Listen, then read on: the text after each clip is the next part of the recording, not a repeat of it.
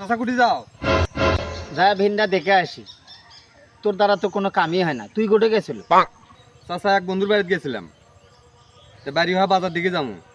তোমার কাছে একটা বিড়ি থাকলে দাও তো। বিড়ি তো এটা আছে রে, দা নে। আচ্ছা গেলাম।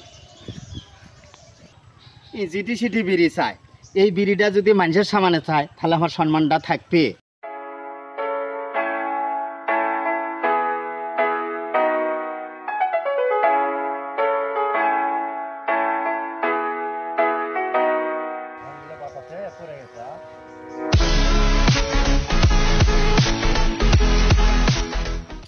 ধানগুলো তো পাকে গেছে, দু একদিনের মধ্যে কাটা লাগবে। গাছগুলা বুঝলাম না কিছু, মোটা হচ্ছে না কেন?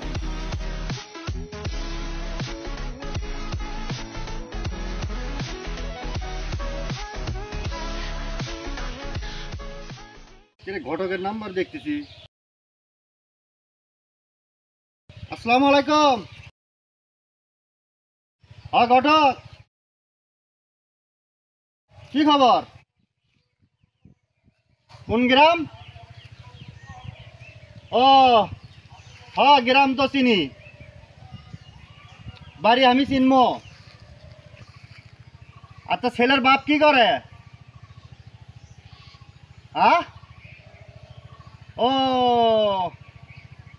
বিদেশ থাকে। ছেলের বাড়িতে আর কেউ নাই? ও আর চাচা আছে? আচ্ছা ঠিক আছে, আচ্ছা আচ্ছা, আসসালামু আলাইকুম।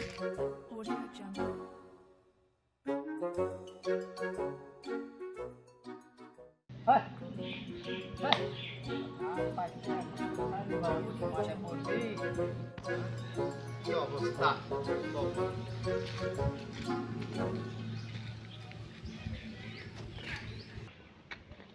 আসসালামু আলাইকুম ভাই।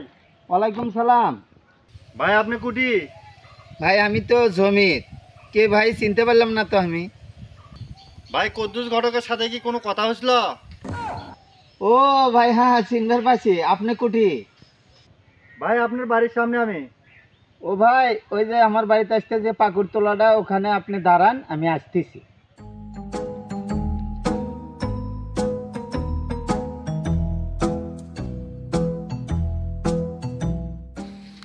দিয়েই আসতেছে বাচ্চাটার, যদি এইবার দাঁড়াটা গতি হয়, জি ফাজিলের ফাজিল।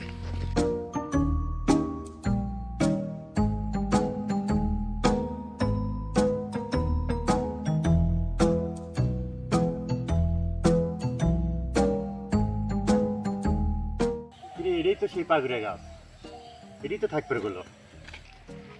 আসসালামু আলাইকুম। ওয়ালাইকুম আসসালাম। ভাই কি সমাচার? আলহামদুলিল্লাহ। তো ভাই কি খবর? খবর ভাই ভালো। আপনার বাড়িতে গেছিলাম, হ্যাঁ, যা তো ছেলে দেখা পেলাম না, ভাবলাম আপনার সাথে দেখা করে যাই। তো ভাই আপনার বড় ভাই কতদিন হলো বিদেশ থাকে? যাই হোক, আমার বড় ভাই তো আজ 16-17 বছর হচ্ছে বিদেশ থাকে। তাই নাকি? হ্যাঁ। তো বিয়ে শাদীর ব্যাপারটা ওনার লাগলো না? ও অসুবিধা নাই, ওই ভাইকে আমি মানুষ করছি কোলে পিঠে।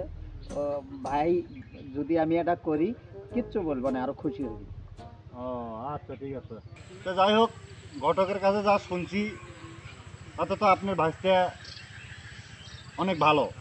ওরে ভাই, নিজের ভাইয়ের কথা আর কি প্রশংসা করবো, খালি আর ভালো না। যদি কন যে এই অত্র এলাকার মধ্যে 10 গ্রামের মধ্যে আমার ভাইটার মতো একটা চেংড়াই হয়।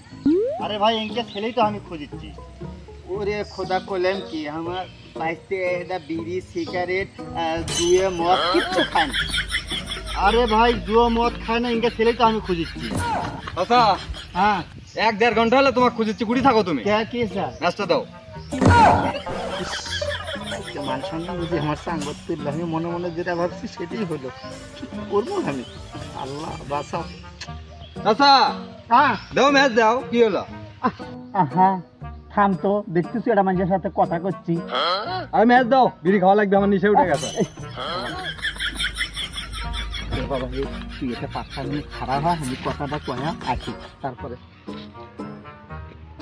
তা ভাই হ্যাঁ ওই চেহারাটা কি দেয়?